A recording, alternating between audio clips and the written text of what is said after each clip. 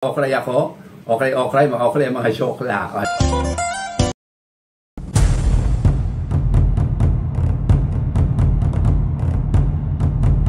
Kagagaling ko lang sa palengke. Ito, mag-aalmusal ako. Bumili ako ng aking mga lulutuin ngayon. At saka ngayon, magkakape muna ako. Mag-aalmusal muna ako mga friendship. Wala akong ulam, kundi itong kape at saka itong kanin na kakainin ko. O, diba? Ipapakita ko sa inyo ang aking mga pinamili, singit-singit. O, di ba? Mukha ko singit. O, di ba? Ako lang isa, mga friendship. Wala si Tambo. Dahil Sabado ngayon. O, di ba?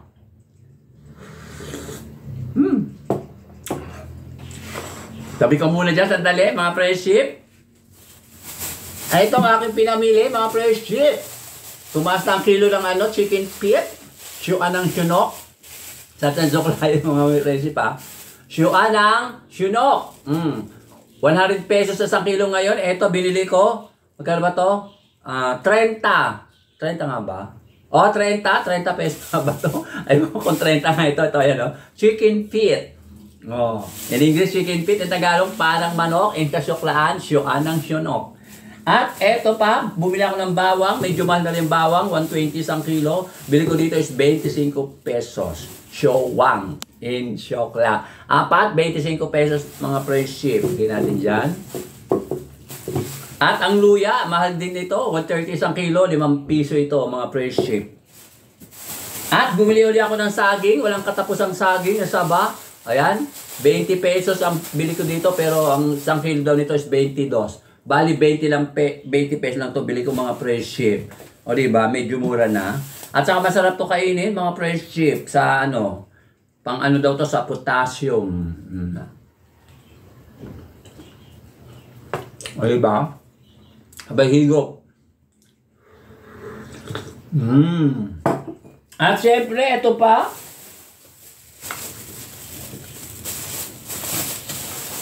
$25 ang 1 kilo itong repolyo. Bili ko dito is 6.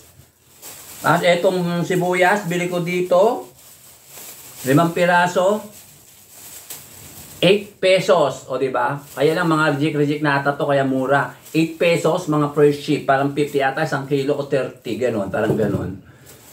Tapos, itong sili. Siling panigang.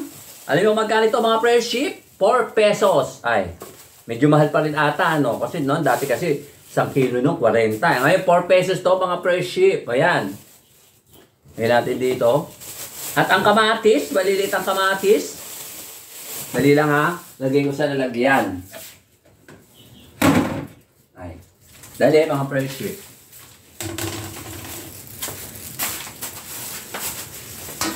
Eto. Maliliit. Yung iba maliliit. Yung iba medyo malaki. O eto Ayan. Magkano to? 13 pesos. Ayan, 13 pesos. Ang 1 kilo nito, 25 pesos. Balik ang lahating kilo, 12.50. Ginawa ng 13 pesos. O, di ba, liliit? Ito, tignan mo yung maliliit. Para siyang cherry. Cherry tomato, mga fresh ship. O. Ayan, yung maliliit na yan. O, ayan, yung maliliit. O, di ba? O, ayan. At, eto pa pala. Akala ko nawawala na naman. Isda, bali, tawag dito is maliliit na tawag dito milk piece. Ang sabi ni Tambo, piece milk. O, diba mga friendship? Ang igay ko mga friendship, para akong lukarit. Paano nag-iisa lang ako, kailangan mag-ingay. O, diba? O, dyan. Itapo natin ito sa lababo. Shoot! O, diba? O, ito ilan to? 2, 4, 6, 7. Ayan mga friendship, kalat. 1 kilo daw nito is 100. Pwede ipaksiw, pwedeng tawag dito, daing. Ayan tignan mo Ayan, pakita ko sa inyo mga friendship. Ayan, ito ayan yun. Diba? Ay, naiba. Ayan. Diba mga friendship? Ay, 50 to, kalahating kilo. Diba? Yan lang mga friendship. At kakain muna ako bago ako magluluto. Wala akong ulam kundi kanin. Wa ako, julamsing. Syupi lang. Syupi at saka jonin. Diba? Para akong lokarit.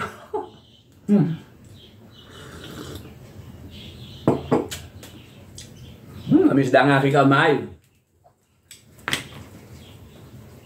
Mga friendship, mag-umpisa na tayo magluto ng paanang manok. Chicken feet. Ito yung garlic.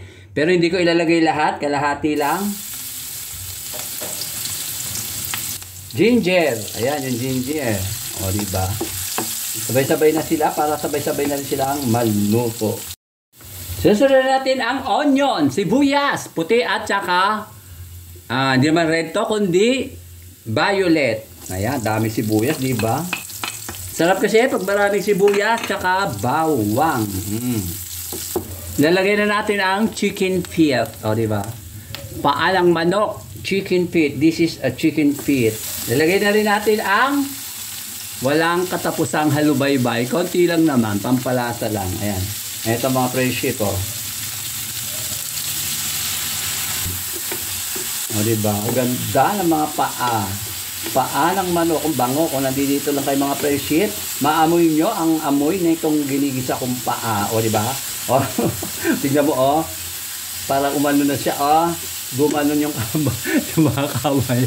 Parang gumanyan. O diba? Nanigas sila mga friendship. Saka lagyan na rin natin ng pampalasa. Eto mga friendship, para minsanan lang.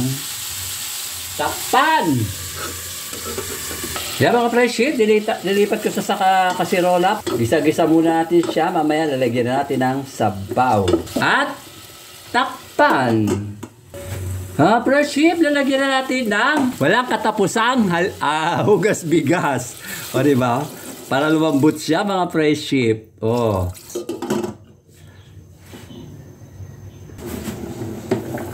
Mga friendship, kanina ko pa pinapakulan to. Medyo malapit-lapit na ang maluto. Ayun o, nilagyan ko ng kutsara para madaling lumambot ang paa ng manok. Lagay natin tong sili na green. Ayan mga friendship.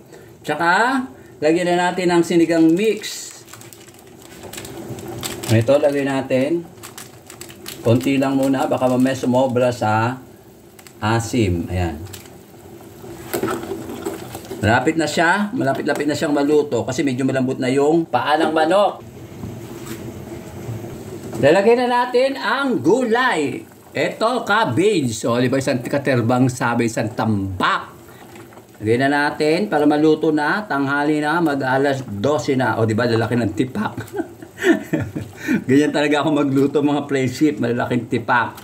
O, di ba? Tsaka natin takpan.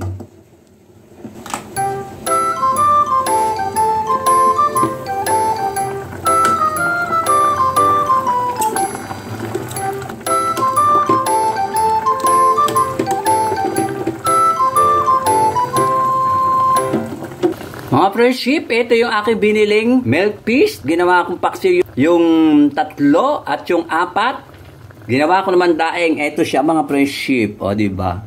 Tipid ko mga friendship, diba sa ulam. May ulam na ako bukas. Bukas siguro ito. Kasama si Tambo. Linggo bukas kung pupunta sa rito bukas.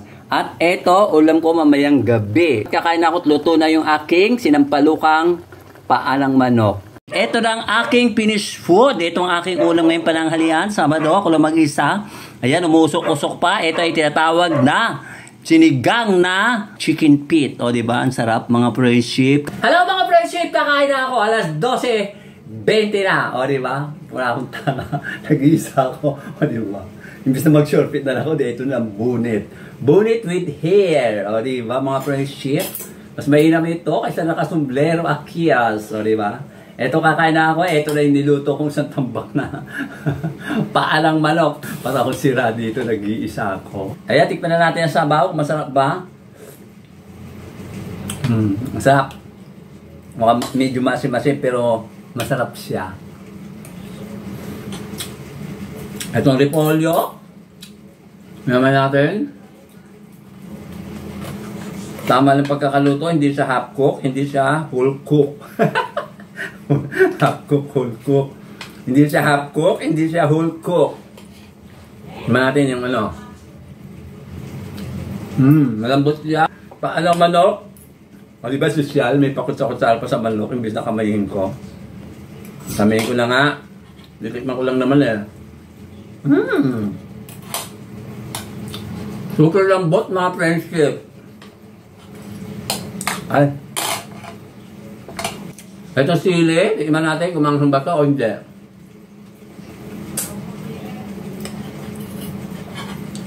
Hindi siya masyado manghang, okay lang. Kaya kaya-kaya lapangin, o, diba? Madomo aking lapangers na yung siyong hali. It is naman siya ng syunok. At saka yung anyes, vegetable china na repolyo. Ang sabaw china niya, madomo, diba? Katanjok lang yung mga friendship, madomo means madami. Sunok means manok. No, o diba? Nga pala, shoutout ulit kay Ma'am Jubit at kay Sir Glenn sa mga kapatid niya. Diyan sa nanay ni Ma'am Jubit, at sa dalawang kapatid niya pala, tsaka sa mga nanyang tatlo, tsaka yung apo niya, tsaka tita niya, tsaka yung nanay niya. O, diba mga friendship? Ganun din kay Ma'am Ethel, tsaka kay Ruben, kay Sir Ruben, at tsaka sa itong anak niya. At, hindi lang, subo muna ako. At siyempre sa mga vloggers na taga-ibang bansa, na Pinoy, na lagi nanonood sa akin, salamat sa inyo, kahit na simple lang itong ginagawa ko. Mga Pinoy na vlogger sa ibang bansa, maraming salamat sa inyo sa pagtatagang manood sa akin. Alam niyo na kung sino-sino kayo. At siyempre, mga vloggers dito sa Pinas na lagi nanonood sa akin at alam niyo na kung sino-sino kayo. Ano ba? Matagal nanonood sa akin, kahit na ganito lang ako. Anong ganito lang ako? Anong ganito lang ako? Alam na ako bakit ako ganito na lang ako. Maraming salamat sa inyo lahat. At siyempre, of course, from other countries, the foreigner vloggers out there, thank you very much. Even though you don't understand our language, o diba? English yun, mga friendship, ha? And even though I don't know, understand your language too, but I'm trying to understand what you are talking about during your vlog. Para ko sila. Kami rin gusto. Kasi mga friendship, may mga ano din, may mga foreigner na nanonood sa akin, pero hindi ko alam kung ano yung mga sinasabi, yung mga nakasulat. Hindi man marami, medyo lang, konti-konti lang. Pero pag English, naiintindihan ko. Pero kasi may mga vloggers na tayo ibang bansa na hindi ko maintindihan sinasabi. Kaya lagi sinasabi, thank you very much. Thank you for watching. O, diba? At saka, your face is beautiful. O, diba? Hindi ko rin kasi maintindihan sinasabi nila, kaya pareho kaming hindi nagkakaintindihan. O, diba? Sa English, naiintindihan siguro. Siyempre nga pala, kalimutan ko. Shoutout din nga pala kay Jess de la Cruz, ang nag-iisang kaibigan na matyagang nanonood. O, diba? Yung iba binabas pa ako ng mga yokla. O, diba? Kaya na binabas ako, eto pa rin ako. Nag-vlog pa rin ako. Ang daming mga tanong. Ang daming mga nire-request sa mga syokla. Sasabihin ko sa inyo kung ano yung gusto, kung ano yung mga sinasabi na sa akin. Binabasa ko ng iba, ino-okray ako, okray ang mga syokla. O, sige na, mabili na mga friendship. Bye-bye! Thank you for watching.